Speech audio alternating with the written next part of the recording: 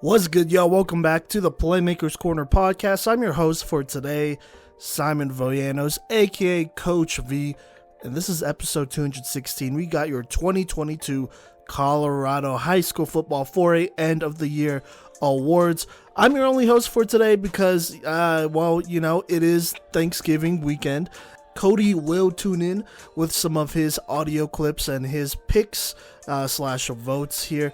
But other than that, the rest of the guys are going to have a little bit of a break. Happy late Thanksgiving, by the way, from the PMC fan, from Playmakers Corner. Hopefully y'all have had a good one. This should be coming out the day after. So, yeah, but let's go ahead and talk about the process here. So we got 4 awards. We got Defensive Playmaker of the Year, Offensive Playmaker of the Year, Newcomer of the Year, which goes to the best freshman playing on varsity and that whole performance, all that great stuff. And then we got Most Valuable Playmaker. Those are pretty self-explanatory there. And then there are 5 total votes. Starting with you, the fans, if you got to vote on our Twitter, whoever wins the majority of the fan vote, that is 1 vote. We'll also announce who wins the majority on here as well, so that at least you could hear who won all of those. Thank you for voting on our Twitter, by the way, for that. So that's 1 vote. I will have 1 vote, Gideon will have 1 vote, Kodey will have 1 vote, and then Ryan Wesley of Prep Redzone will also have a vote for all of these. Ryan, Coach Wes, he has done a lot for Colorado high school football, to be honest with you. He's covered it very well. I'm pretty sure outside of us, he's probably been to the most games, or I'd imagine has been to the most games outside of us, and so he knows what he's obviously talking about. Go ahead and check out Coach West. We'll make sure to tag him on our Instagram, Facebook, all that stuff. It will be there. And then check out Prep Redzone as well. I believe there's a showcase in December, so keep that in mind. But those are all the votes here. Obviously, the candidate who gets the most vote wins in a case of a tie. So say it's 2-1. That's usually how it is. The tiebreaker goes to whoever won the fan vote. That's how we are going to do it here. So there you go. You know the rules. Oh, and on this episode, we're also going to talk about the All Playmaker Team, but that'll be at the end. I'll explain how that works when we get there. But without further ado, let's go ahead and get started. Okay, and so we are going to start with Newcomer of the Year. This award goes to the best freshman on the varsity level. These guys have stepped up and did their thing and contributed to their squads only as freshmen. So all class of 2026 guys here. I am going to also put this out there because I don't know if we have in previous end of the year award shows, but all of these guys will make our watch list. All 4 of these guys on this Newcomer of the Year list will make our watch list going into next year. But let's go ahead and start with the candidates, starting with Trayvon Salas, the Mesa Ridge running back, 5'11", 177 on the year. He ran for 817 rushing yards and 9 rushing touchdowns. Also caught a couple balls here as well. And by the way, all the stats, they are regular season stats here. All these awards are regular season awards, so just keep that in mind. But Trayvon, he was able to put in a lot of work in a split backfield, and honestly, this was a kid that I actually was able to scout in the spring back when he played for Mesa Ridge, and I knew he was good. I wasn't sure if he was going to get snaps because I knew they had a great workhorse in Isaiah Jones back there, who did it all for them last year, and so I wasn't sure if Trayvon Salas was going to come in and get snaps right away, but he did, and they trusted him, and he did the most with that. He had plenty of great performances while splitting carries. You got to keep that in mind. He ran for 800 yards and 9 touchdowns while splitting carries with a equally talented back in the backfield, in my opinion, as well. A couple key games I want to shout out here. Even though they lost to Dakota Ridge in that game, he had 17 carries, 84 rushing yards, and a rushing touchdown. In Palmer Ridge loss as well. Before that, he had 55 yards and a touchdown. Against Pueblo West, who they actually beat, he had 68 yards and a touchdown. Coronado was probably statistically one of his best games. Only 6 carries, but 93 yards and 2 touchdowns in that one.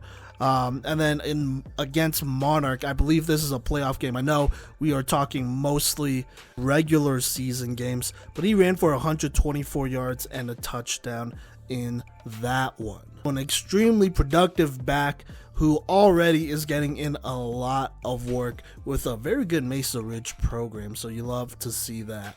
Moving on, though, we got another candidate here in Joey Foote. He's a wide receiver freshman from Longmont High School. On the year, he caught for 510 receiving yards, I'm pretty sure, in the regular season, and 3 receiving touchdowns, 34 receptions. I mean, he has really stepped up in the place of some really good receivers who graduated last year, and he took that opportunity that was given to him. His first big game was against Denver South on September 9th. They lost that one, but he still caught for 4 receptions and 100 yards on that one. Had a good game against Silver Creek, which they won, 3 receptions, 74 yards. Against Monarch, which proved to be really important playoff-wise, he had 7 receptions for 91 yards and a touchdown. I'm pretty sure this is still regular season, but against Erie, he had 6 receptions and 70 yards, and obviously that is a very good program out there. And so obviously putting in a lot of work for Longmont here, a team that likes to throw the ball a ton, and I mean, he took his opportunity and stepped up. Now, let's talk about another receiver here, Kodey Dooley out of Vista Ridge. This is another guy that I've been able to watch for 2 years now. Watched him in his 8th grade year, and then watched him in the spring a little bit as well. But on the year, 25 receptions, 314 receiving yards, 4 receiving touchdowns. Like I said, regular season stats there. I mean, he did his thing when called upon against Cheyenne Mountain. Probably his best game. He had 7 receptions, 75 receiving yards, and a touchdown. Earlier on in the season against Falcon, he got some burn here. 3 receptions, 72 yards, and 2 touchdowns. I mean, he is in a very crowded receiving room as well. Obviously, you have his older brother, Keyshawn, who caught 4,010 plus. Then you have BB Hills, a D1 Washington State commit, who we'll talk about later, who caught for over 1,010 touchdowns as well. Gavin Jenkins, the running backs. And so for him to make an impact here in a very crowded receiving room and go to work is big time. You know, it's definitely big time, and he's going to continue to work and probably be the number 1 receiver or one of the top receivers going to next year, especially with all the seniors they are graduating. But for him to continue to put in work and for that to show on the football field as well is big time. So there you go. That's the speedster, Kodey Dooley. And then our last finalist here is Adrian De La O out of Adams City. He is a wide receiver and cornerback here, but we have him mostly on this list for his work at corner. I mean, on the year, 31 tackles, 3 interceptions, caught a pick against Hinckley, Northfield, and Aurora Central, and then a pass deflection. Look, Adams City, you know, we don't always talk about them. They don't always have a bunch of news to talk about, to be honest with you. But Adrian De La O is definitely a bright spot in that program and somebody who we're looking forward to seeing continue to develop and get better for them. So there you go. Those are your 4 finalists. Let's go ahead and get down to business here. Let's go ahead and start with the Twitter vote here, the fan vote. And so your fan vote for Newcomer of the Year is Kodey Dooley. He got 44%, about 44% of the votes, over 350 votes on this one, so thank you for that one. The next closest was Joey Foote with 27%, Trayvon Salas with 22%, and Adrian De La O is in 7th. And so there you go. The first vote is cast for Kodey Dooley. He wins your fan vote here, so just remember, like I said, if it does end up being a tie, for any reason, it's going to go to the fan vote. Now, Gideon is going to go ahead and let me just read off what he has to say here. Almost spoiled his vote there, but he says in 4A, Newcomer of the Year is between Longmont's Joey Foote, Mesa Ridge's Trayvon Salas, Vista Ridge's Kodey Dooley, and Adams City's Adrian De La O. For me, I have to go with Salas. Over 800 rushing yards, 9 tutties, and a handful of receiving yards is insane on any squad. On the 10 seed, damn. Everyone else was qualified, but Salas has the right combination of individual and team success to get my nomination. Best of luck to all 4 candidates and all freshmen listening in the coming years of your careers. So there you go. That is going to go ahead and cast a vote for the outstanding running back Trayvon Salas. Now, Ryan Wesley, Coach Wes, here is who he's going to cast his vote for. He says, another tough pick, but Kodey Dooley showed phenomenal potential of what's to come for the next 3 years at Vista Ridge. His speed alone is enough to steal the spotlight. Dooley looked as if he was a varsity returner rather than a newcomer. And so there you go. Coach Wes is going to go ahead and vote for Kodey Dooley, making it 2 votes for Kodey Dooley and 1 vote for Trayvon Salas.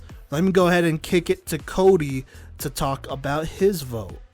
All right, when talking about newcomer of the year, obviously there's plenty of talent in this set of newcomers, guys who really stood out, guys who, are amongst state leaders even in some of these positions here. But I'm going to have to choose for my newcomer of the year. I'm going to go with Trayvon Salas here. Look, the production and the amount of touches here is just unrivaled by any of the other guys. To get 150 touches this season is just absolutely crazy, and to do so in a backfield that already has a proven tailback is even more bonkers. And looking at what he was able to accomplish this year, there's definitely 2 games where he struggled quite a bit, I'd say, but he also had games where he absolutely popped off. I know that this is regular season awards, but, in that opening round against Monarch, he did do his thing, getting a season-high 21 carries and a season-high 124 yards. Seeing a freshman play their best football in the postseason is just awesome to see. And, he's somebody who is able to contribute a few reception yards here and there. And so I think that his ability to make this backfield a committee backfield is just crazy. And the amount of touchdowns that he got this year, being able to score in almost every single game, basically excluding 3 in the regular season, is nuts. Scoring against the likes of a Palmer Ridge team, him being the only Grizzly that scored that day, him scoring against the likes of a Dakota Ridge team, a playoff team, you know what I mean, and Widefield, a playoff team, Pueblo West, a playoff team. So his contributions were felt in the best of ways here. And that is why for my newcomer of the year, I am going to go with Mesa Ridge's very own Trayvon Salas. All right, and there you hear it is tied 2-2 between Trayvon Salas and Kodey Dooley. I am going to go ahead and spoil it. I'm going to go ahead and pick the candidate between these 2.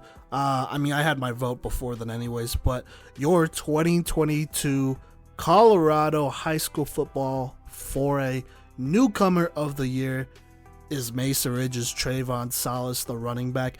Look, love Kodey Dooley, love what he's going to do. His future is super bright. I expect him to potentially be an MVP candidate, All-Playmaker candidate in the coming years. Anything less, I'd be really surprised, to be honest with you. Same with Joey Foote out of Longmont, and same with Adrian Della O. If you're able to do it and produce on this level at this point in your career as a freshman, then the sky is the limit. And so I got a lot of respect for these guys, but I just got to go with Trayvon Salas. I got to see him play live here against Montrose. And look, in that game, he only had 7 carries, 25 yards, but he was impressive. He didn't get the carries in that game just because they were, they had to play from behind and whatnot, so they had to pass a lot more than they probably wanted to. But he was impressive. He did a good job, showed that he could run with equal speed and power and agility. He is a very complete back already as a freshman, and I'm really excited for him moving forward. And honestly, if you just look at the full body of work, he was very consistent here. outside of that Montrose game here in the regular season, he rushed for over 50 yards every game and almost had a touchdown every game, like Kodey said in his segment. And so I had to go with Trayvon Salas. And like I said before the season, I wasn't sure if he was even going to get snaps. I knew they had a stud in Isaiah Jones, who is a great all-around athlete and all that stuff. If Salas got in there, maybe, it would just be a change of pace type of guy. But he quickly proved that he was very well deserving of all of these carries here. I mean, he got 15 carries in his second ever varsity game, and that's pretty big. And so, love his game. I think all of these guys are going to be big time moving forward. They're going to be the future faces of Colorado high school football, and I am just really excited for that. But I got to go with Trayvon Salas as your 2022 for a Newcomer of the Year. All right, now let's go ahead and talk about Defensive Playmaker of the Year. There are a lot of good candidates here. Let's go ahead and start with the Ponderosa linebacker. That is Cape Olson, senior linebacker for them, by the way. On the year in the regular season, he had 150 tackles. I believe that led 4A. He had 21 tackles for loss, 3 sacks, 1 forced fumble, 2 fumble recoveries. Look, this Ponderosa team, they're losing some pieces, but I did say this in the preseason preview, so I'm going to take a little bit of credit there, that they have returning linebackers, and I name-dropped Cape Olson specifically, and he did not disappoint at all. I mean, he led a very solid Ponderosa defense, and they usually are, but with Cape Olson there to lead, I mean, they did a very good job. He cleaned up 150 tackles is absolutely insane, though, and also a casual 21 tackles for loss, and I mean, that's big time. That's definitely big time, and I mean, you got to include the 4A tackle leader and Defensive Playmaker of the Year. I feel like that's obvious, but I mean, watching him play as well, he was all over. Got to see him play against Denver South, and in that game specifically, he had 15 tackles in that one, and so there you go. He was turning up. Now, let me go ahead and highlight some other key performances. They did lose to Palmer Ridge. It's still a close one, but he had 17 tackles, 3 tackles for loss in that one.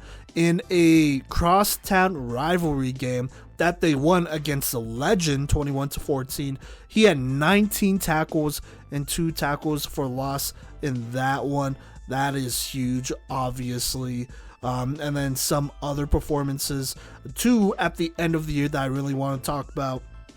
Against Far Northeast, he had 30 tackles, Jesus Christ, and 3 tackles for loss and a sack. So there you go. And then against Thomas Jefferson here, that was a really close one. They only won 7-6. So in those type of games, these tackles and stats mean a bit more. But he had 22 tackles and 2 tackles for loss in that one. And so those are some of his key games here against a very good comp. And like I said, he was able to lead a very good Ponderosa defense. And this wasn't super surprising. I called this in their preseason preview and whatnot, and I mean, the number of times this defense has stood tall while the offense has struggled or was not completely healthy was huge. That's a big reason why they were so successful this year and were viewed as a threat for most of the season, and so that's Cape Olson out of Ponderosa. He was the heart and soul of that defense. Definitely, he was an easy lock for Defensive Playmaker of the Year. Now, let's go ahead and talk about another guy who I felt like was an easy lock here, and he is one of the youngest guys to be considered for Defensive Playmaker of the Year, for any end of the year award on any classification, actually, outside of Newcomer, obviously. But that is Mikhail Benner, the cornerback, the sophomore out of Broomfield High School here in the regular season. He had 29 tackles and 7 interceptions. Pretty sure he led I want to say he led 4A in picks or is up there. If not, he's leading 4A now in picks. So there you go. But some key games to talk about here. I mean, against Holy Family, that was obviously a blowout. But in that game, he had 5 tackles and 2 interceptions, getting off to a hot start. Against Erie, a game that we were at, playing against 3-star Blake Barnett, he had 4 tackles and a key interception in that one. Against Dakota Ridge, a great quarterback, good quarterback in Blake Palladino, and an explosive offense. He had 3 interceptions in that game and 3 tackles. Kodey, I believe, was there. And then against Heritage at the very end of the season, in the regular season, not this last playoff game, he had a pick in that one. A pick and, oh, never mind. I guess it was just the 1 pick in that game. But that was a 17-13 game, a very close one there.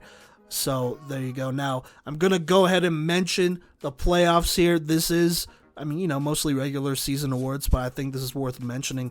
In that Heritage game, the second time around in the playoffs, it was not as close. He had 3 interceptions in that one. Pretty sure he had 2 pick sixes or a pick 6 in that game as well. And so Mikhail Benner, just a sophomore, but already looking like one of the best cornerbacks in all of Colorado. So another easy walk at Defensive Playmaker of the Year here for 4A. Now let me talk about another finalist, and Nick Long from Heritage, who's only a junior here. He is an edge rusher, but on the year, he had 45 tackles, 14 tackles for loss, and 10 sacks. In 4A, he was one of the sack leaders, if not the sack leader. And he was part of a defense in Heritage that has kind of been on the rise, Heritage as a program in general has been on the rise. Last year had a tough season. This year, not only did they get better, which is what you want, obviously, out of any young program, a young football team, but Heritage took a huge step forward and, really started to, solidify their identity. They're a very good defensive school here. Nick Long was one of those guys that really just took over for them and did their thing. Now, let me go ahead and talk about some key games here. They would go ahead and play 5A Mountain Vista, a very explosive offense, by the way. And even though they lost, he had 5 tackles and 3 sacks against a 5A team in that game. Against Overland, another 5A team, I believe, he had a sack and 4 tackles.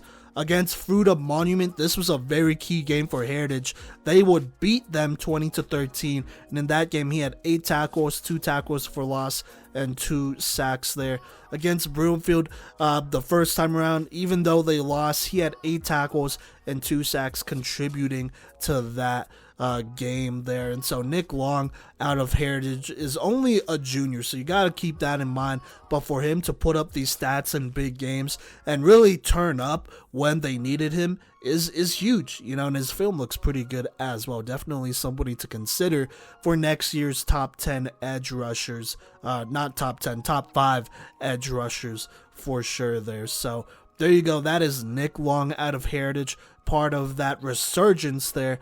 And then our last Defensive Playmaker of the Year candidate is actually another guy from that resurging Heritage program and a junior as well. So he has one more year with Nick Long, and that is the safety Rex Guthrie here. On the year, he had 100 tackles from the safety spot. Just keep that in mind. 8 tackles for loss, 3 interceptions, 11 pass deflections, and a forced fumble here. He was super active up in it for this team. He had a couple key games. Let's go ahead and talk about it here. Let me talk about the Arapahoe game, their rivalry, the Milk Jug game here. They didn't win, but in this one, he still had 16 tackles, 2 tackles for loss, an interception, and a pass deflection, and they only lost 14-24, so it wasn't like this was a complete blowout and these are all garbage time stats. Like, no, Rex here went to work from his safety spot. And so that is definitely a key game against a 5A opponent there. Against Fruita Monument, he had 16 tackles. Again, that's a dub in a key game there. No interceptions. They didn't throw it their way. But obviously, Fruita Monument is more of a running team anyways. Against Broomfield, he was a very sure tackler with about 13 tackles in that game. And so he's a tackle machine here. But obviously, if you look at his film and look at what he's done, he covers extremely well and has done a lot for this Heritage defense.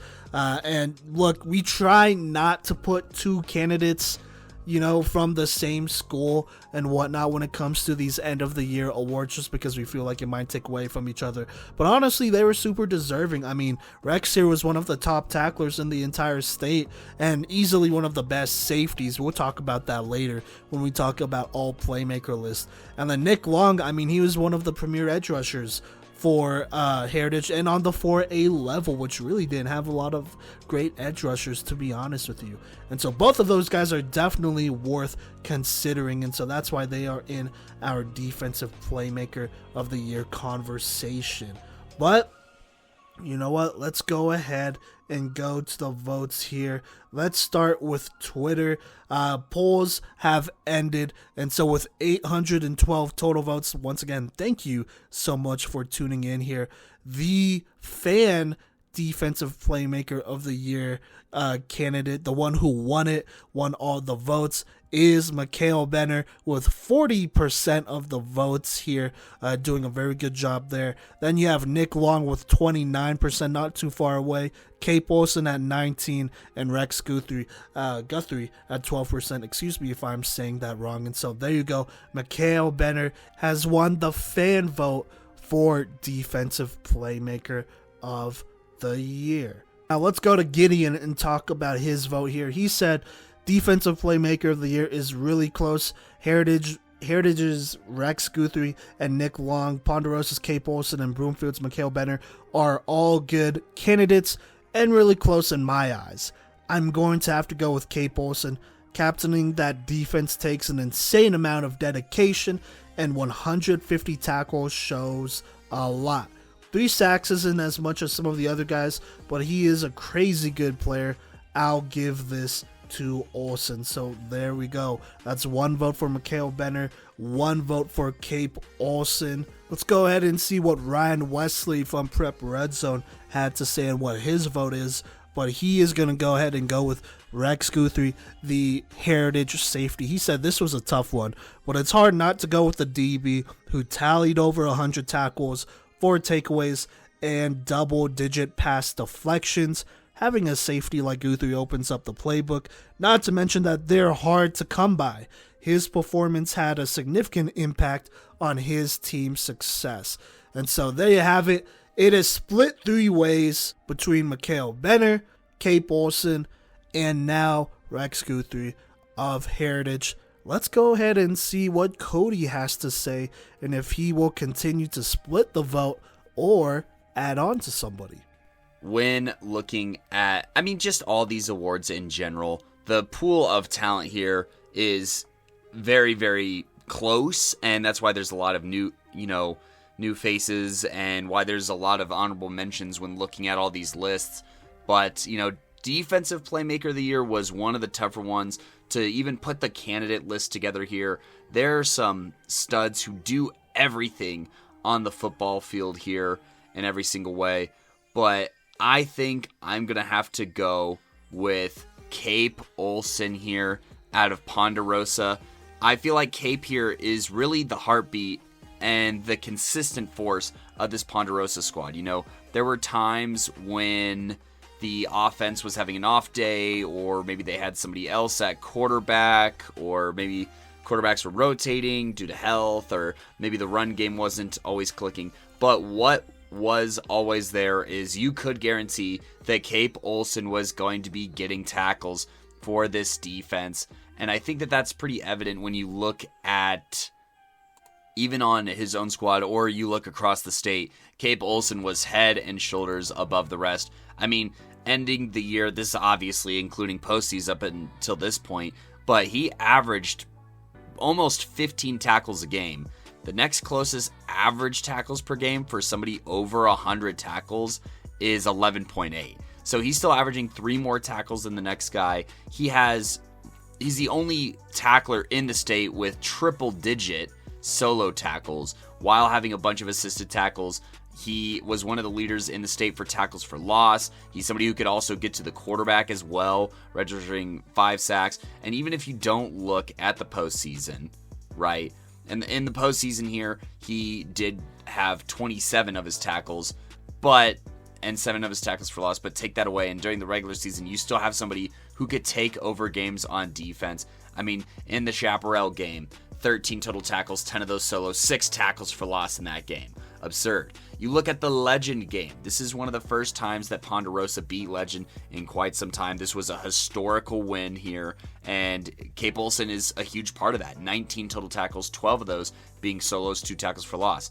Now, in the Palmer Ridge game, this was a loss here, but you can't say that it's on Cape Olson. This one or the Denver South game, 17 total tackles in that one, 3 of those for loss in Palmer Ridge, and against Denver South, 15 total tackles, right? So he's constantly making plays. I mean, gosh, the Far Northeast game and the Thomas Jefferson game, he had 52 combined tackles. That is just absurd. He does play the run absurdly well, and, is an extremely hard-working guy from everything that I've seen, and somebody who, can get into the backfield. He's somebody who forces fumbles, and somebody who recovers fumbles as well. Very important in those games too. His fumble recoveries happened against Erie in the regular season, and that's a win. Against Far Northeast, and that's a win. He forces 1 fumble against Thomas Jefferson in a 1-point win. Those were all absolutely massive, and just his consistency and his drive and, his intensity filling these lanes is going to be why I vote Cape Olson as my defensive playmaker of the year. Very difficult decision here. I really could have voted for any of these guys. It was super close, but I'm going to go ahead and lead towards Olson. All right, so there you go. That is 2 votes for Cape Olson, 1 for Mikhail Benner, and 1 for Rex Guthrie here.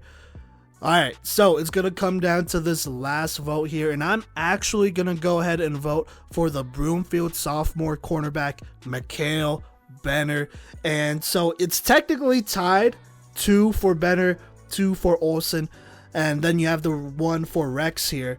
But you know how we do on these PMC end of the year awards. We go with the fan vote if it ends up being tied, and obviously one of those candidates won the fan vote. And so your 2022 4A defensive playmaker of the year is Mikhail Benner out of Broomfield.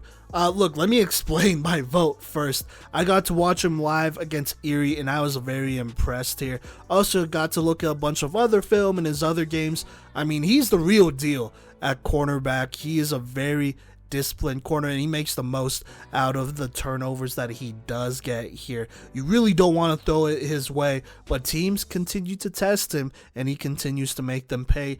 And look, in my eyes, turnovers matter.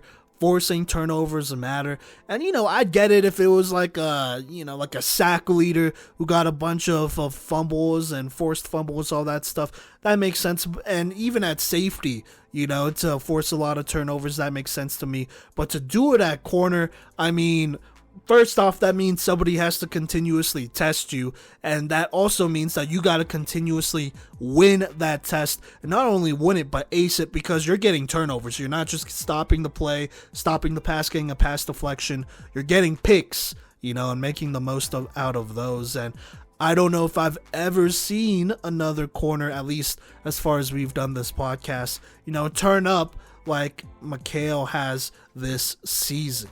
And so I gotta award him the defensive playmaker of the year here. Now, let me talk about Cape Olson. He was a really close second. For me, it was between Benner and Cape Olson. I've seen Cape play. I respect him. I think he's a good linebacker. I think he's a good leader.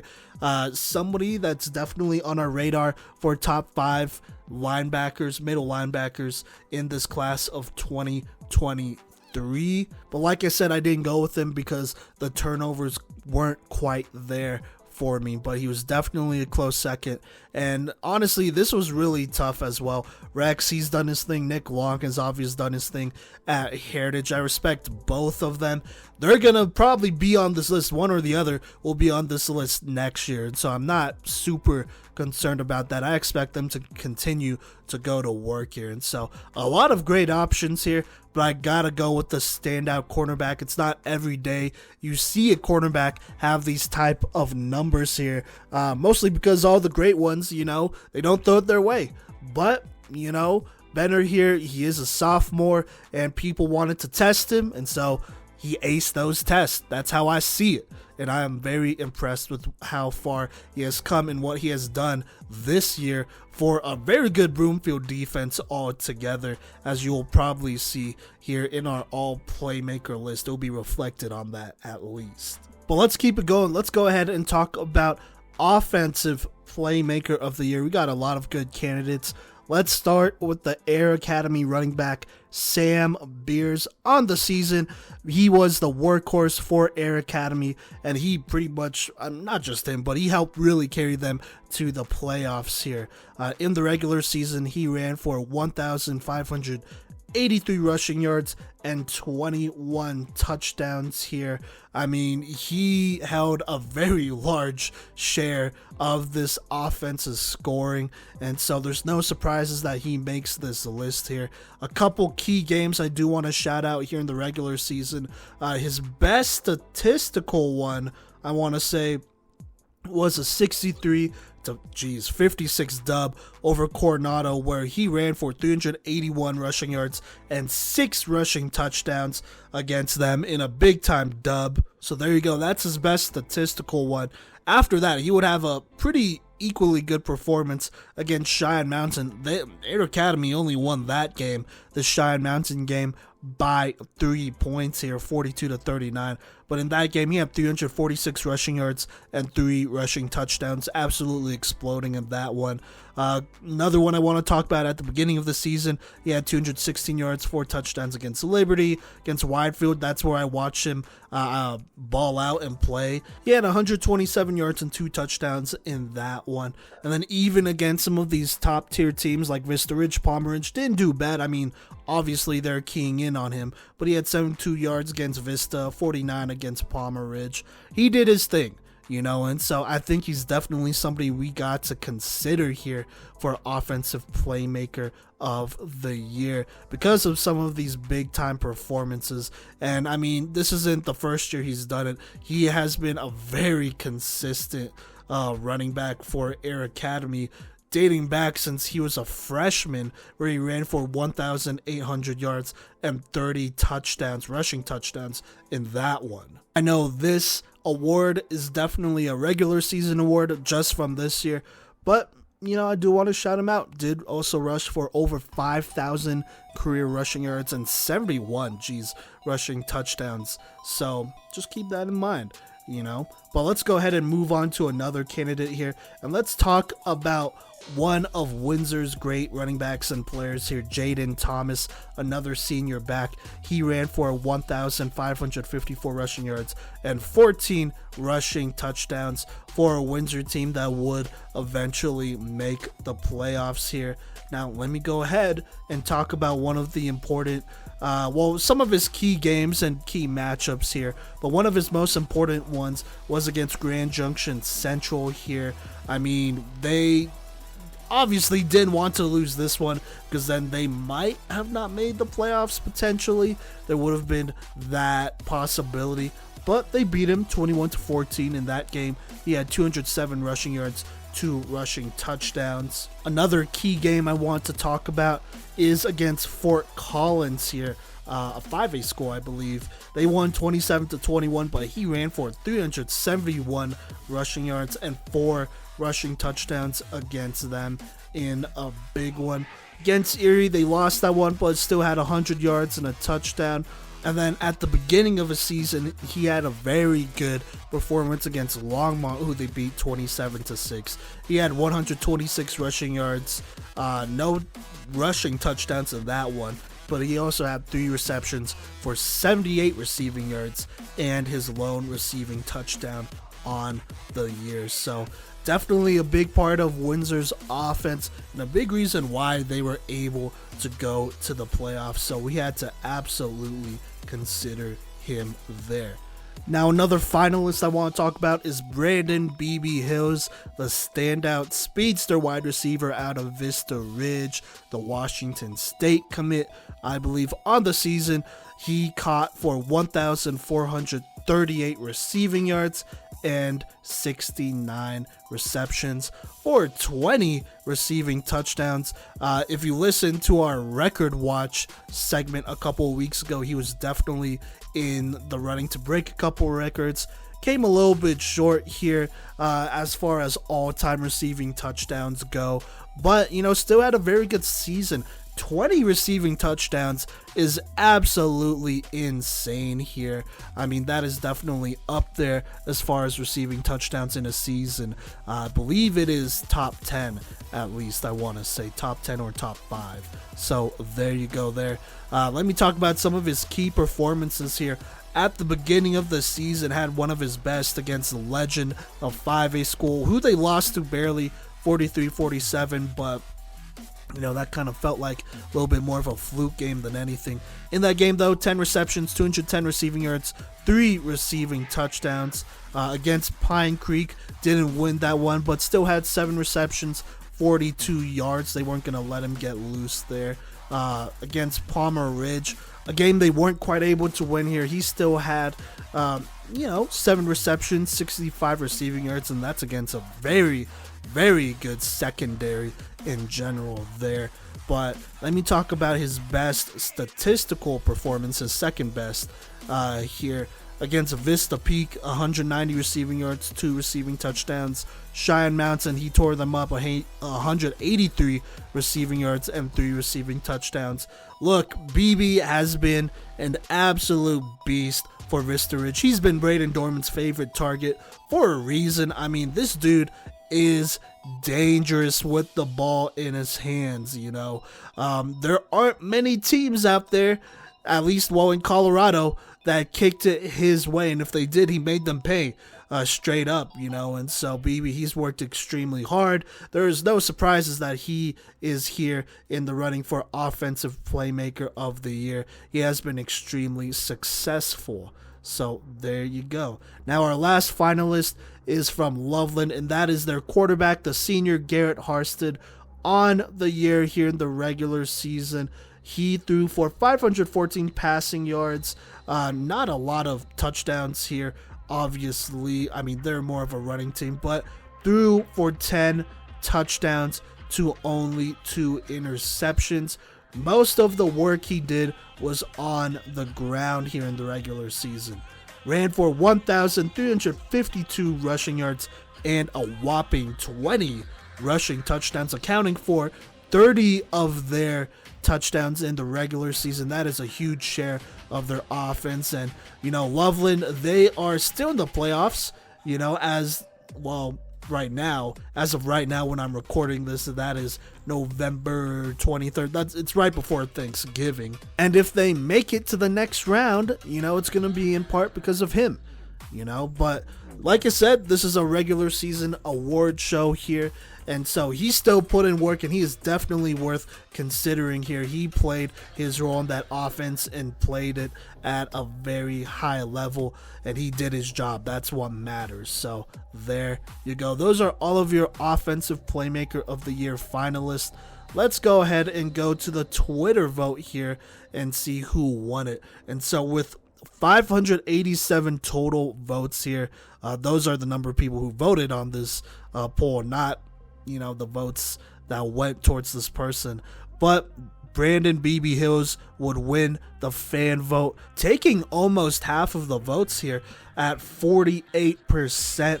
The next closest was Garrett Harsted at 25%, then Jaden Thomas 17%, and Sam Beers at 10% here. I mean, look, Brandon B.B. Hills, he did his thing, and the people obviously agreed. So there you go. BB gets the fan vote. Now let's go ahead and look at what Gideon had to say here about Opoy. He said, "For me, Opoy is really close. Jaden Thomas, BB Hill, Sam Beers, and Garrett Harstead are all amazing offensive players and should be playing on the next level." Agreed. However, I am going to have to go with Sam Beers on this one. He can run, he can catch, he can pass a little bit, and he can even hit a couple PATs. He can do everything you want offensively. And carrying the load of that Air Academy offense was not easy. Beers helped the Cadets reach the playoffs for the first time since I was 3 years old, which is insane, and he has earned my nomination. Dang, that is crazy. So that's at least 15 years, 14 years, just throwing that out there. So there you go.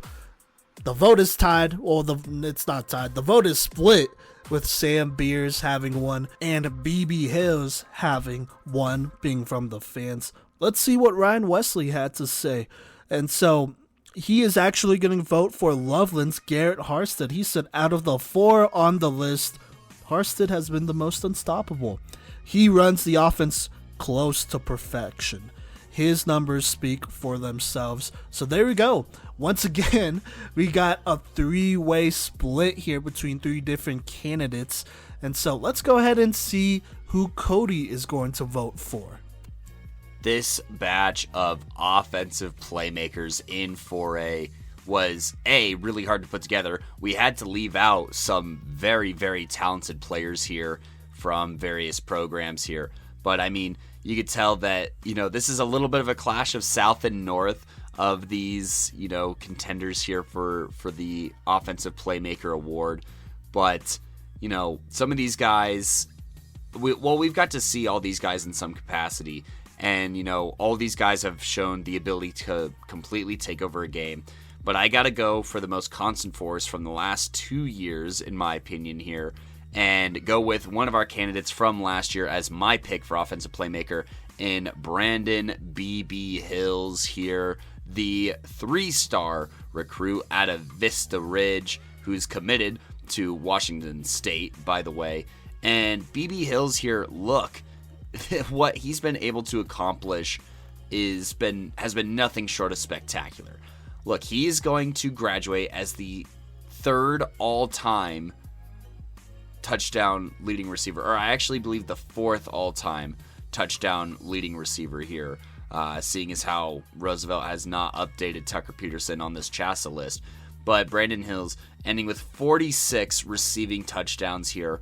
Absolutely stellar years of production for the young receiver out of Vista Ridge, for the Washington State commit out of Vista Ridge. And, what's crazy is he made this list last year with stats that don't even come close to sniffing the production that he had this year. Last year he was a 1,000-yard receiver, 13 touchdowns on the receiving end. A little bit more work, I'd say, put in on special teams with 4 touchdowns in that capacity, but he still scored more. He scored 5 more touchdowns this year. He still showed the ability to take a punt back to the house when he was playing against Vista Peak Prep. And, he ran in for a touchdown. Granted, that was in the postseason, but he still had a 40-yard rushing touchdown and almost 100 yards there. And as a receiver, he was just head and shoulders above the rest of the state here. I mean, having only caught for 98 yards in this postseason, he still had like 1,480 yards in the regular season, which was more than enough to be the leader in 4A receiving yards. And, he actually ends this year currently, as it stands, as the receiving leader in Colorado here. And he does so through running a pretty big variety of routes. He's somebody who can run routes over the middle very well. He's somebody who can, put a move on someone and get open on the outside. He's somebody who can run like those whip routes very well. He runs his ins very well. He's very aware of the space on the field. And he's going to be one of our top 5 senior receivers, spoiler alert, for those who don't know. But and he's somebody who you could throw a screen to, and he has 100%. Well, he's just dangerous to take it all the way to the house. And I mean, there's not a receiver quite putting up these video game numbers that I'm seeing here. 210 yards and 3 touchdowns against Legend.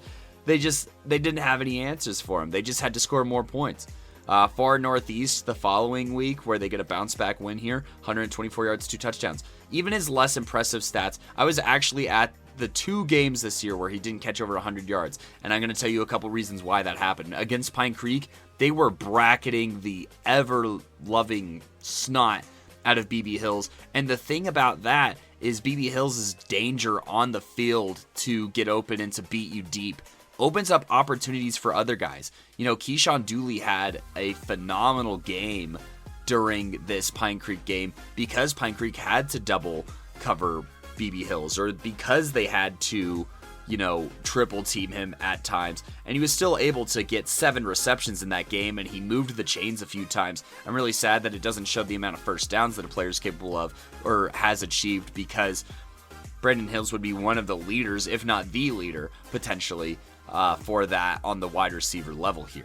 Then you have games where he's just absolutely the crutch of, you know, one of the better quarterbacks in the state here, one of the best quarterbacks in the state, if not the best, where, you know, he gets 13 receptions for 190 yards and 2 touchdowns in that Vista Peak prep game. The same one where he also returned a punt for a touchdown. But I mean, following that Pine Creek game, his yardage total is 187, 190, 123, 156, 183, 158, and then in that Palmer Ridge game, once again 65 yards, but he's opening up other opportunities here. He's helping open up even the run game here by running his cornerbacks off. They cannot beat him deep, and they're also bracketing him, and that Palmer Ridge secondary is very, very...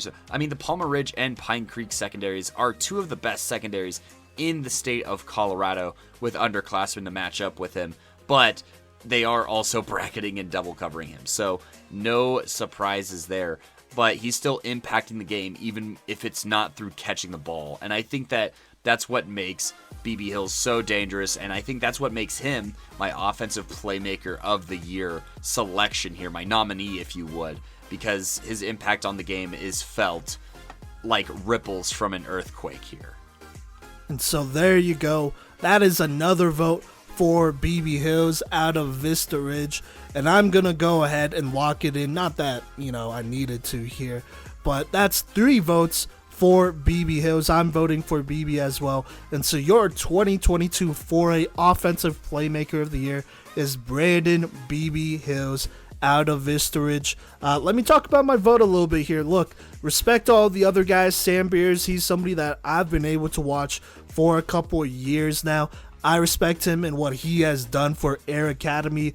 It's been a really long time since Air Academy has been that successful. And when I saw him live, you know, he did his thing. You know, he was very explosive, and, you know, a lot of teams are stacking the box against him. And so I respect him a ton. And then you got Jaden Thomas out of Windsor. Got a lot of love for Windsor and Jaden Thomas.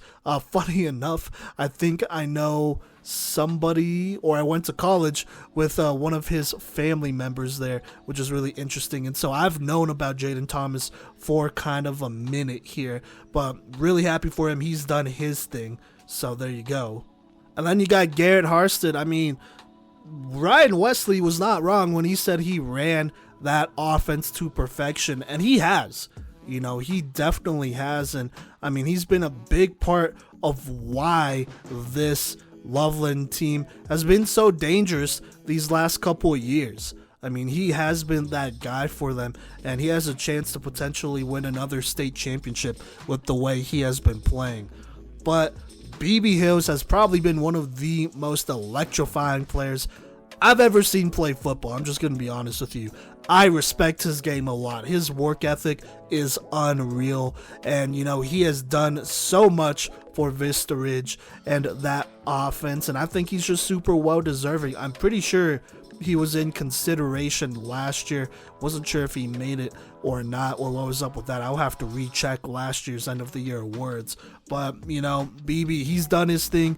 He is an absolute playmaker, somebody that I'm just going to miss watching play. I mean, obviously he's going to play in college and whatnot, but I'm going to miss watching him play high school ball here in Colorado. And one of the reasons, I'm just going to keep it simple here, one of the reasons BB won my vote here, and, you know, obviously won Offensive Playmaker of the Year, is because he's just dangerous with the ball in his hands. You know, you got to deny him the ball. if you want to win matchups against him, because you're not going to win matchups if he has the ball in his hands, plain and simple. And even then, he's affecting games because you have to bracket him.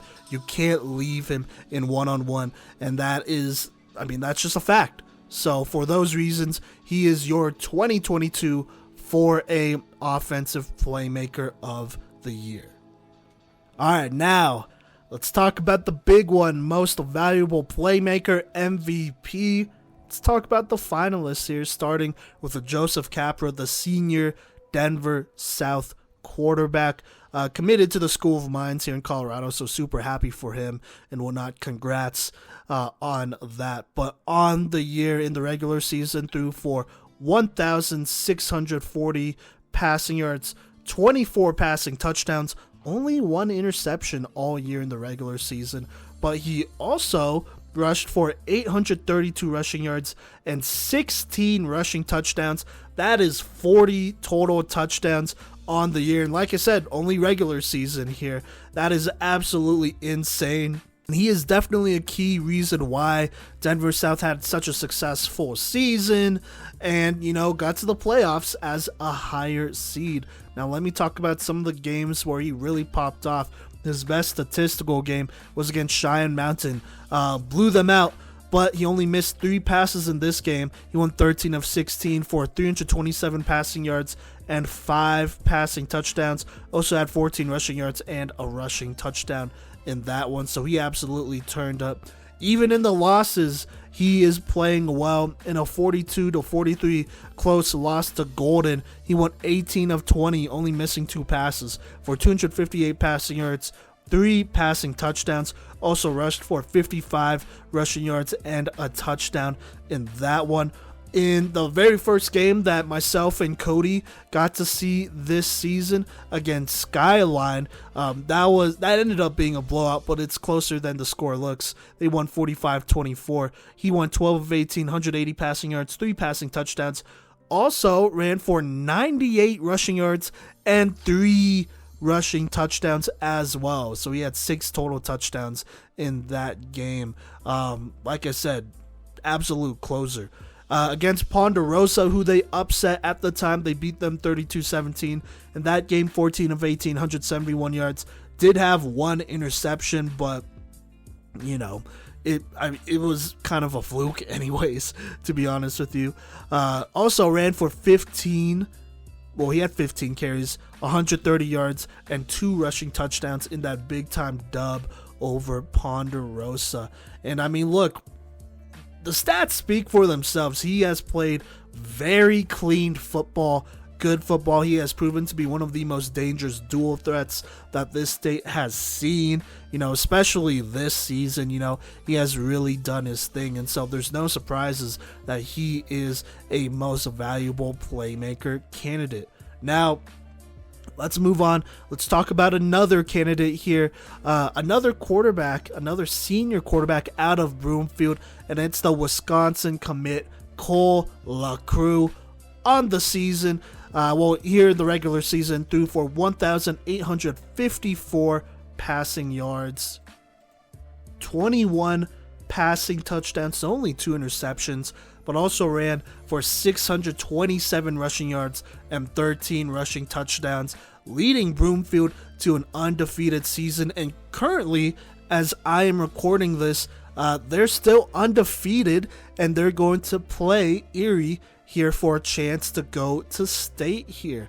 And so, look, wins are wins, and quarterbacks are a huge part of that. But Cole LaCrue has been a big part of this Broomfield offense here, being the heart and soul of this team, really. But let's talk about some of his key performances. Let's start with the Erie game, who ironically they're going to play this weekend in the playoffs.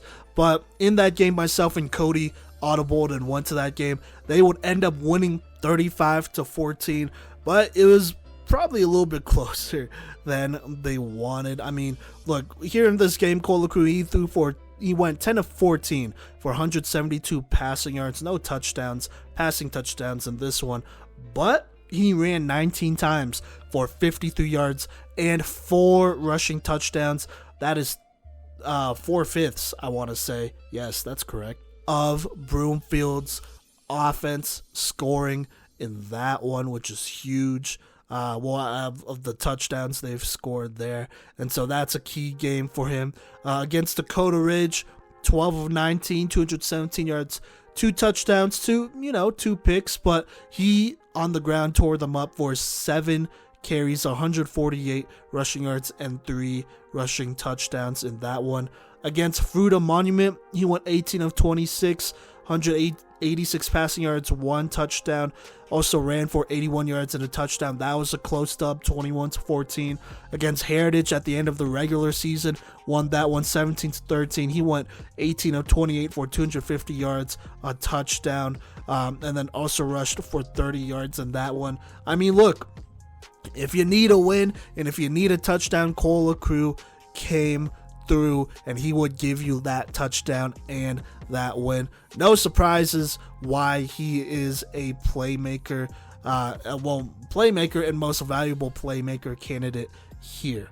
Now, let's talk about another senior quarterbacks. We're pretty senior quarterback heavy here for these 4A MVP candidates, but that guy is Braden Dorman, the 4-star recruit out of Vista Ridge, the senior, the Arizona commit.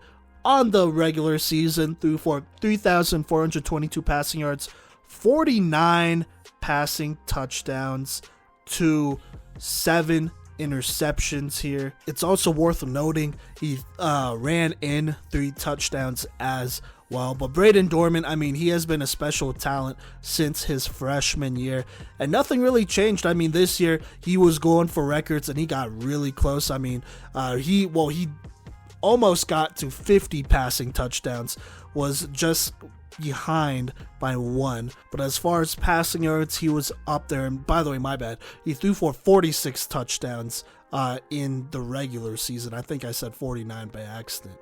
But anyways, I mean, he had a very efficient season here, a 71% completion percentage, which is absolutely insane. That is extremely good. But Dorman, he has not only reached expectations for somebody who's a 4-star heading into his senior season, but I think he has also exceeded expectations, leading Vista Ridge to a nice record here and into the playoffs. They got past the first round here after their bye, which they earned as well. So got to consider all of that. I mean, he's going to go down as one of the best passers in Colorado high school football of all time. You got to consider that when it comes to passing yards, touchdowns, all that stuff. So he has been turning up, and this season was no difference. I'm pretty sure he's the leader in passing yards and touchdowns thrown in Colorado, period. So gotta put some respect on his name, obviously, and that's why he's here. Before I move on, though, let me talk about some key games here for him. Against Legend, a 5A team, 32 of 39, 476 passing yards, threw 5 touchdowns in that game. Lost that one just barely. Against Pine Creek, a very good team. I thought he played a very clean game here, 23 of 32, 208 passing yards, 2 touchdowns. Also ran in a touchdown as well. Did have a pick this game, but it was kind of like a throwaway. It was at the end, so I don't really count it there. Obviously, Pine Creek, another very good team. Still in the playoffs, by the way, so that's how good they are on the 5A level. Now, his best statistical game was against Cheyenne Mountain. He won 24 of 30 for 508 passing yards, 8 touchdowns to 1 interception in that Cheyenne Mountain game. Also had 10 rushing yards if you care about that. Before that, it could be argued was probably his best game against Air Academy. He won 21 of 27, 527 passing yards, 6 touchdowns. I mean, geez, man, there was almost a month stretch here. Well, technically over a month stretch, because it was a 6-game stretch where Braden Dorman threw for at least 5 touchdowns. 6 games. That's absolutely ballistic, insane. I mean, there's your argument for MVP right there. So there you go. That's Braden Dorman out of Vista Ridge. Now, the last finalist we have here is our only non-quarterback finalist, and that's the running back Noah Triplett out of Dakota Ridge here in the regular season. Ran for 1,475 rushing yards and 25 rushing touchdowns. I'm pretty sure he led the state, or he was one of the leaders in the state in rushing touchdowns, but he led 4A in rushing touchdowns. I mean, look, this is a guy that has put in work. He was the engine for this Dakota Ridge team that did lose a couple pieces to graduation last year between their starting quarterback, Dante Capolongo, who was their best receiver / cornerback, and a bunch of other guys. Before the season, I know Dakota Ridge lost a starting lineman as well, and injuries were kind of a big deal here. And so, I mean, despite going through a lot of adversity here with Dakota Ridge, he really turned up and did his thing regardless. Let me talk about some key games here. In the first game I watched him playing against Pueblo West, I mean, they had him relatively bottled up, but he still ran for 97 yards and a touchdown in that one. Against Mesa Ridge, to break their 2-game losing streak here, he ran for 157 rushing yards and 2 rushing touchdowns. Also caught for 10 receiving yards as well in that one. By the way, on the year, he had around 300 receiving yards and 2 receiving touchdowns. But anyways, back to that Mesa Ridge game. I mean, that was a game they needed to win, and Mesa Ridge would end up being a team that would go to the playoffs here. So there you go. His best statistical game was, I'd have to say it was against Bear Creek, another playoff team, and this was a game they needed to win. And by winning this game, they broke another 2-game losing streak, but they won 63-28. In this game, he ran for 191 yards and 5 rushing touchdowns in that one.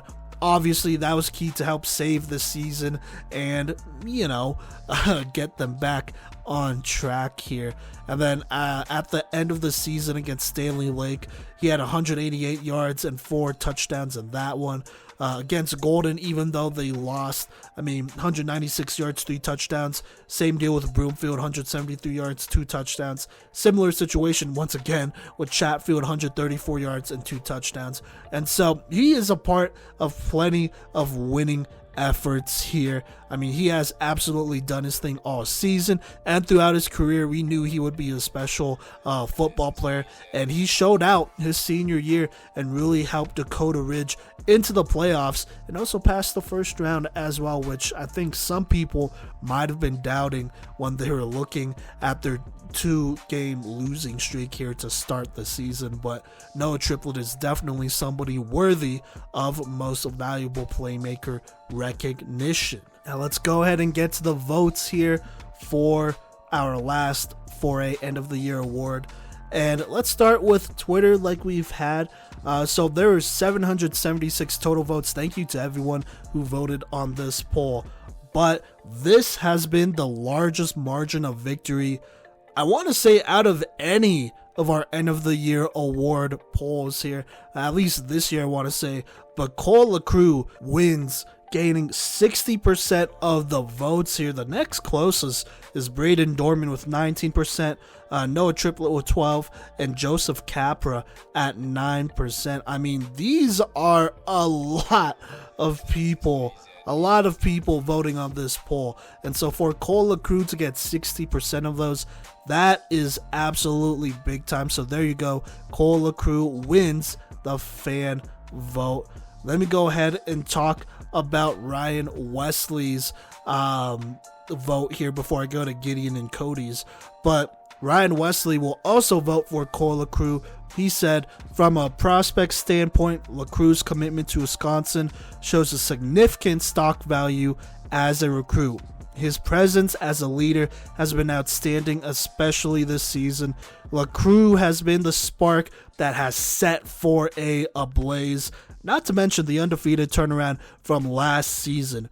Broomfield has been one of the most improved programs in the state, and it couldn't have happened without Cole LaCrue at the helm. So there you go. That is the second vote for Cole LaCrue. Let's see what Gideon has to say about MVP. He says, MVP in 4A is so close, you can measure it with the thickness of a hair. It's full of D1 and high D2 talent. Joseph Capra, Noah Triplett, Braden Dorman, Cole LaCrue. My mind changes every 5 minutes here, but I'm going to go with LaCrue. Over 2,600 yards on the season on an undefeated team and 38 touchdowns. As of writing this, LaCrue has earned his spot at Wisconsin next year. So there you go. Now, that's 3 votes for Cole LaCrue. He's basically won it at this point, but let's go ahead and see what Kodey has to say anyways. And then there's the most valuable playmaker race here. Kodey Stauffer to bang his head into a wall to try and consider all of these great options here. I mean, look, Capra with 40 total touchdowns on the year. Cole LaCrue with 34 total touchdowns by the end of the regular season. And, at the time of this recording, being the leader of one of 2 undefeated teams in 4A, as well as being at least a semifinalist in the round. Braden Dorman, one of the most historic passers in Colorado history, second all-time on the career passing touchdown list, and almost being the next guy to crack 50 total touchdown passes. And then Noah Triplett, the heartbeat of this Dakota Ridge offense, and one of the most explosive backs in the entire state, if not in this entire region of the country. Definitely somebody who, Noah Triplett, somebody that we've covered for quite some time. I think he was an OPOY winner or candidate, something along those lines last year. The years get blurry with how many players that we've talked about, but all of these players very, very talented, very, very strong in their case for their case for most valuable playmaker. But this decision is so tough. And if you look at the postseason, that might influence some people here. If you look at the regular season, there's strong cases for all of these guys. Look, Capra is a 2-star quarterback committed to Mines. LaCrue is a 3-star quarterback committed to Wisconsin. Dorman's a 4-star guy committed to Arizona. And Noah Triplett is a D1 running back committed to Drake, I want to say. So, there's cases for all these guys. All of them are D1 here. You're starting to look at a lot of D1 talent as we go through all these lists here. But for my most valuable playmaker, gosh, it's such a hard one. And shout out to episode 40. Go ahead and travel back in time to episode 40 here, where we got an interview with Braden Dorman and Cole LaCrue on one episode following their sophomore seasons here. That is a flash from the past, but if you can't tell, those are the 2 guys that I'm wrestling with here. You have arguably, in Cole LaCrue's case, the best player on the best team, or at least in my opinion, who I chose to win state.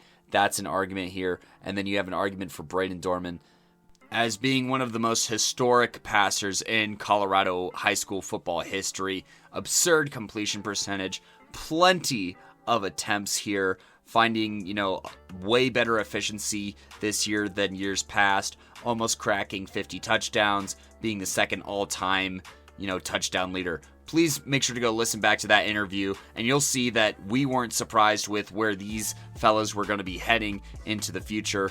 And, you listen to their drive and their determination here as far as who they are as people, and that will let you know as well. But with both of those in mind, as well as shout out to Capra and, Triplett for both being the heartbeats of their offense, I am going to have to go with the Wisconsin commit, Cole LaCrue out of Broomfield High School. Look, you could make it as simple as best player on the best team, in my opinion. This Broomfield team, obviously very, very well-rounded, but Cole LaCrue has done so much from last year to this year to improve, to be more efficient, and to be a better leader. That is the biggest thing that jumped out here, and the edge that I'm going to give Cole LaCrue against these other guys is Cole LaCrue is the most distinguished leader on this list, and that's not something that you can really measure here. You talk about most valuable playmakers. Well, who scores the most touchdowns? Well, that would have been Braden Dorman here.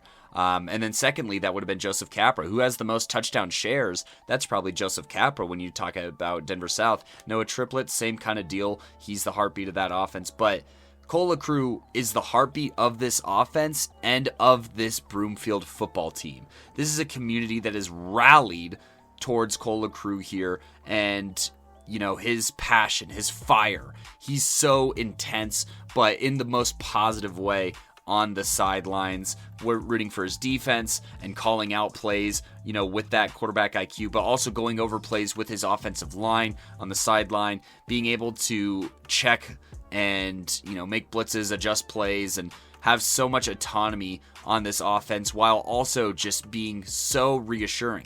If somebody makes a mistake, he's going to be the first one to pick them right back up, all right? If, the mistake is on him, he'll be super duper accountable for it. If, the team needs a spark to end a game, if you need somebody to put someone away, Cole LaCrue is the guy here. He has that killer mentality, and he has that upbeat attitude too that has just made him such a threat in every phase of the game here. I mean, look, at this point in the season, I know that we were talking regular season, but the touchdowns have started to add up, all right? He has reached that 40 touchdown benchmark following, this last playoff game against Heritage. He is still completing 2,300 yards. He's ran for another 667 here. So he's really, really close to over 3,000 all-purpose yards. His QBR is fantastic. His TD to INT ratio is solid. His completion percentage is good. But that heart is the thing that you can't measure. And he's a huge part of that culture that Broomfield has going. A beautiful culture established by that coaching program, by the way, as well as everyone else on the team. But before they ever post their highlights, the first sentence on every single highlight of a Broomfield Eagle is great team win. Great team win. That's what they're all about. They're about the team win here. And Cole LaCrue is a glue locker room culture kind of guy. And that's just something that you can't measure. He has the numbers to be a most valuable playmaker, but he has that drive. He has that heart to be a most valuable playmaker guy. And that's how he's going to win my vote for most valuable playmaker. All right, so there you go. That's your fourth vote for Cole LaCrue. And I am also going to cast my vote for Cole LaCrue as well. And so Cole LaCrue, I believe, has just become my first unanimous MVP, at least here on these PMC awards. In the 2 years we've been doing it, he is our first unanimous MVP, I believe. And it's not surprising at all, to be honest with you. So first off, shout out to all these other guys. Braden Dorman, obviously, Noah Triplett, close friend of the podcast, Joseph Capra as well. They are all excellent players. They're going to play on the next level, and they're going to succeed. I almost guarantee it. They're going to find some sort of success. They've already succeeded by getting to that level, but I think they're going to continue that moving forward here. And so I got a lot of respect for them, and I've seen them all play live. Braden Dorman, I saw him play against Pine Creek Palmer Ridge. Cole LaCrue, I've seen against Erie one time. Joseph Capra, I've seen twice against Skyline and Ponderosa this season. Noah Triplett, I saw him against Ridge. I saw him against Pueblo West, there. Kodey would see Noah Triplett again against Golden, I want to say. And so we've had a lot of eyes on this crew here for a while. Not just this season, but I just wanted to make sure I put that out there, this season, talking about all these guys and whatnot. And Cole LaCrue has definitely stood out the most here. I mean, look, it takes somebody special to galvanize a locker room, hype up a sideline, pick up somebody when they're down, because that's also part of the job of being a leader and being a quarterback. Not many people do it well, but it's an important job in my opinion. And Cole LaCrue has done all of that, and the way he gets this Broomfield community going, it had me getting goosebumps at that Erie game. That has to be a top 5 moment for me of this season. Just seeing Cole LaCrue get hype and see this Broomfield community back him and his boys over there, the Eagles. I mean, that has been special, and seeing them make it this far has been everything Honestly, it has been everything. I mean, you can't write a better story than Cole LaCruz at this point. Whether they go to state or not, this is obviously being recorded before we figure out who goes to state. And so, for me, Cole LaCruz, man, I mean, I've always respected, bro. I love his story and whatnot and how much he has overcame. But going into this season, after last season where there were some pretty high expectations and you weren't quite able to meet them, and so going into this season, it's like, okay, let's see what he could do. Let's see what Broomfield could do. They obviously lost a lot of really good players from last year, but let's see what you could do. And Cole LaCruz has not only reached expectations, but he has helped exceed expectations. And look, this Broomfield team, they play as a squad. You're not just facing Cole LaCruz out there, you're facing the Broomfield Eagles. But when it comes down to it, when you need somebody to score, when you need somebody to make a play, when you need a first down, when you need someone to make a football freaking play, you can rely on Cole LaCruz, because that's what it comes down to. He's their closer. And obviously football is a team sport. A lot of sports are team sports, but true championship teams have that guy that will close for you. When you need a play to happen, you could expect him to deliver. And, I saw that in the Erie game on all those second, third downs and whatnot. We've seen it throughout this season in all those close dubs. I'm looking at those Freedom Monument games, Heritage, even here in the playoffs. They haven't quite had a close game yet, but I mean, he has came through when they needed. And so I am very happy to announce that Cole LaCruz is your 2022 4A Most Valuable Playmaker. Ooh, my God, got me going there. But there you go. That'll wrap up our end of the year awards. Let's go ahead and shift here and talk about our All Playmaker team. All right, so a lot of people to consider here. Well, first, let me talk about how we do our All Playmaker team. And so this is decided by myself, Kodey, and Gideon.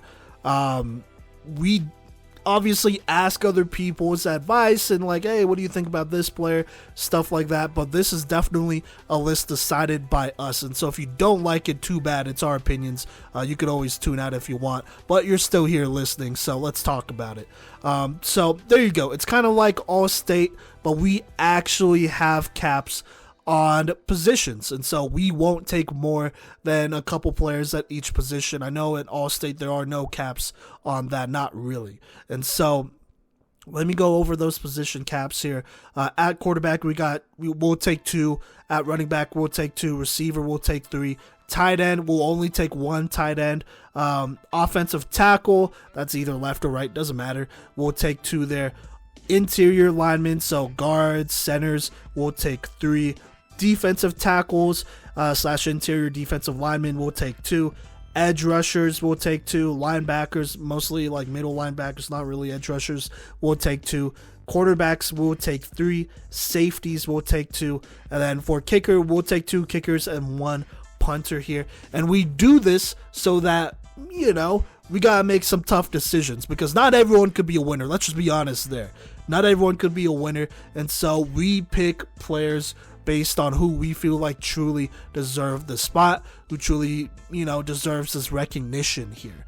And so my bad. And we also have an athlete spot that goes to a player that plays both ways and whatnot. So there you go. But that's basically how we do our All Playmaker teams here.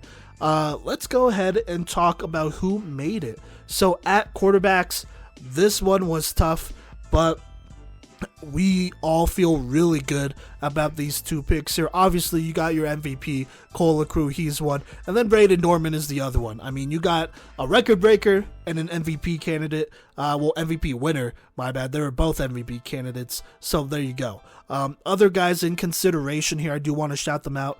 Joseph Capra, easily on the outside, not easily on the outside, but definitely somebody that would have made it literally any other year if these 2 D1 studs were on this list. So there you go. Shout out Adrian Rico out of Bear Creek, he's on here. Garrett Harston out of Loveland, he's on here. Now running back. This one is extremely difficult. But this is what we went with. We went with Noah Triplett out of Dakota Ridge and Sam Beers out of Air Academy. Like I said, both guys who made our end of the year award consideration, both seniors. By the way, we also have an 8-game rule, so you have to play at least 8 games to be considered 8 games of the regular season to be considered for this. And so that definitely plays a role in this as well.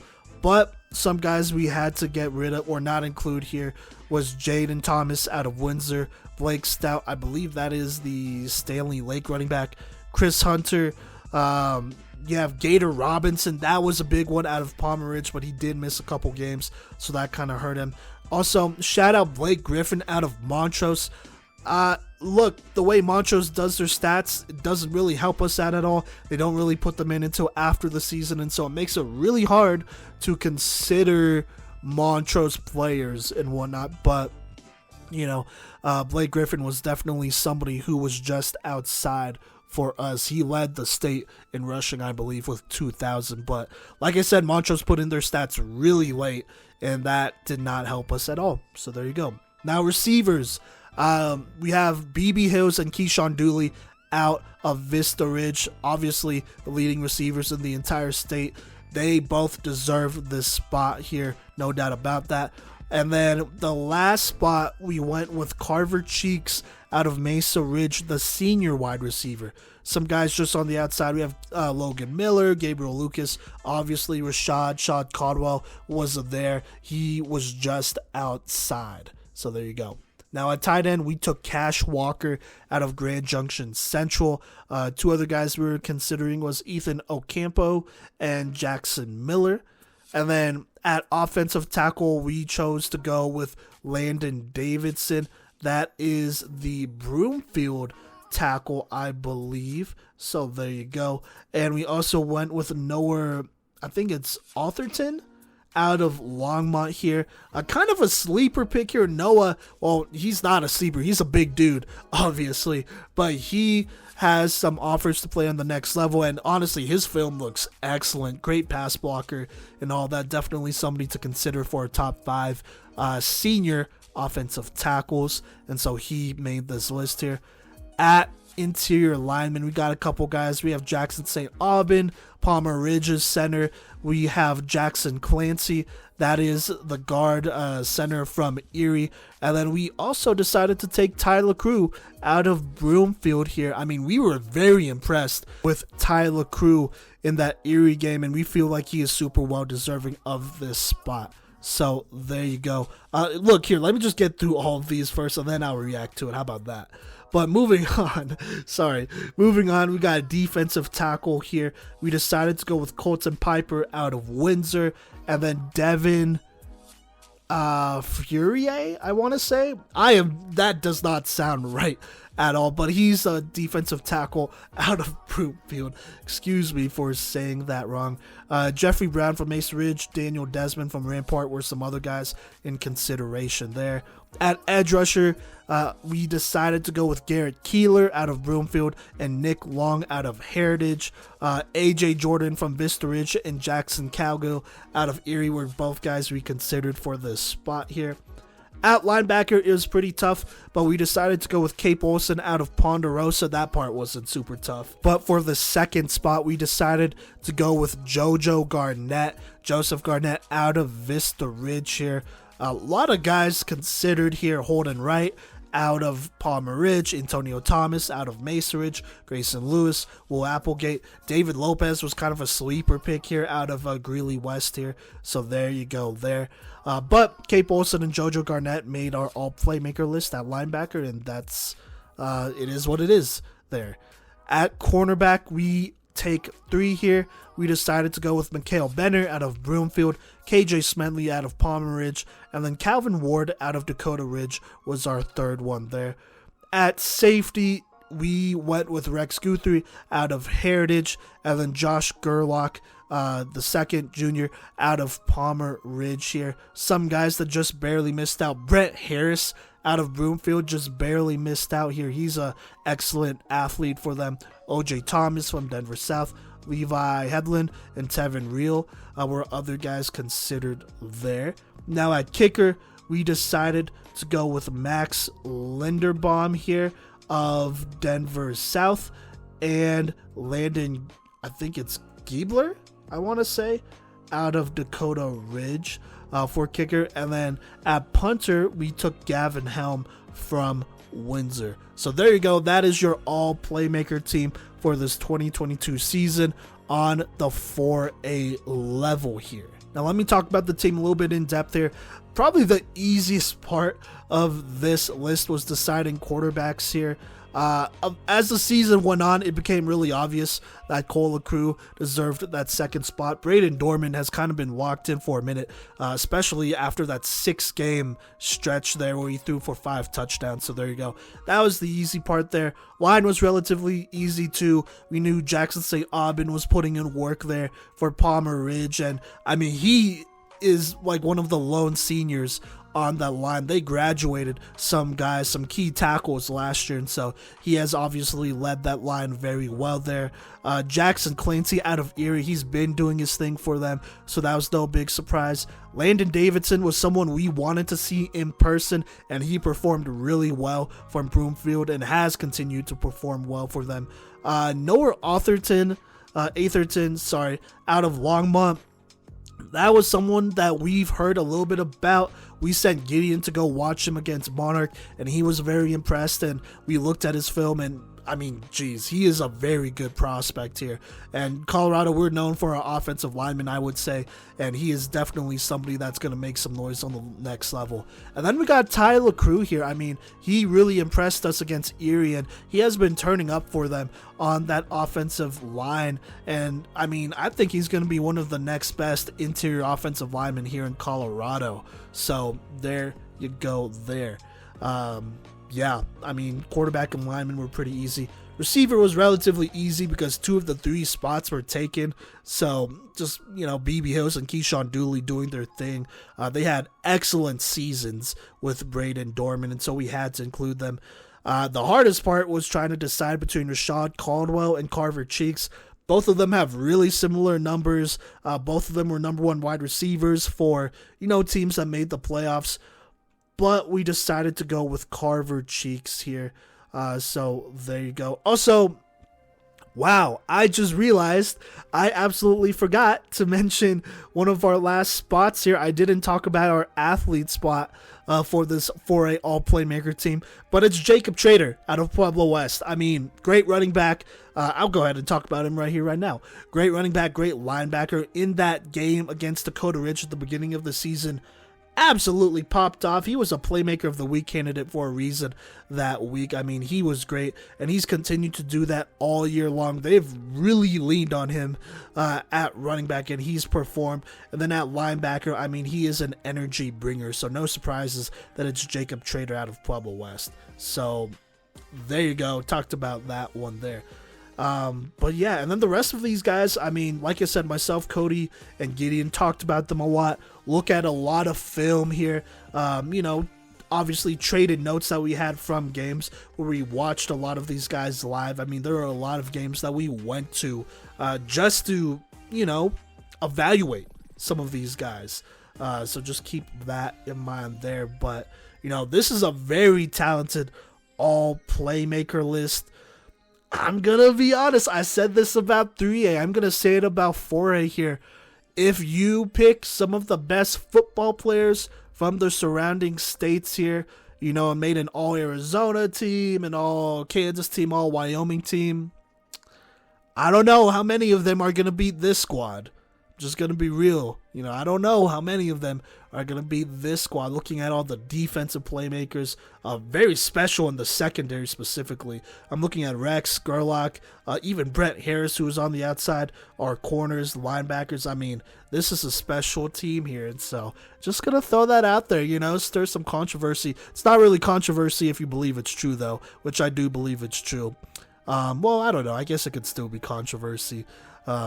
Controversial, I guess. Not to us, because we've seen all these guys play, and we know how talented they are. So, there you go there. That is your 4A 2022 All Playmaker team.